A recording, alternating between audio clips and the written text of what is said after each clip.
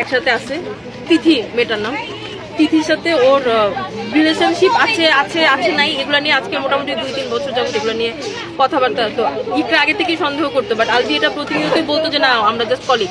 But recently Albi এটা স্বীকার করছে ইকরার কাছে যে আমি তোমার প্রতি আমার ফিলিংস নাই, আমার সাথে তিথির রিলেশন আছে অ্যান্ড আমি তোমার সাথে আসছি শুধুমাত্র রিজিকের জন্য। ওদের বাচ্চার নাম রিজিক। তিথির সাথে সবই ইকরা শুনছে অ্যান্ড ইকরা এগুলো নিয়ে কথাবার্তা। ইকরা এগুলো আমাদেরকে ফোন দিচ্ছে, আমরা আমাদের একটা গ্রুপ আছে যেখানে আমরা প্রতিনিয়ত কথা বলি, কানেক্টেড থাকি। ইকরা কান্নাকাটি করছে, আমরা ওরা বুঝাইছি। ইকরা রিসেন্টলি হচ্ছে আলবি শুটিং এ নেপালে গেছে, তিথিও গেছে, তিথিকে নিয়ে গেছে।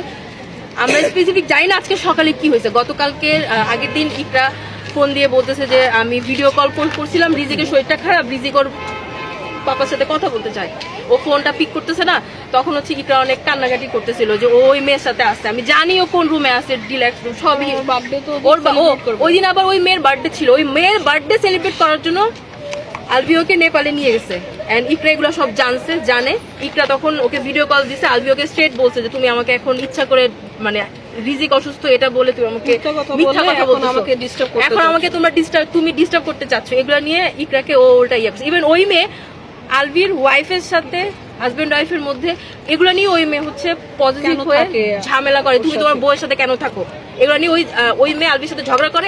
আলবি আবার ওইটার স্ক্রিনশটও আছে, ইকরার ফোনে সবকিছু স্ক্রিনশট আছে। ও আমাদেরকে গ্রুপে অনেক সময় স্ক্রিনশট পাঠিয়েছে, দেখ ওরা এই করতেছে সবকিছু, কিচেন এভরিথিং।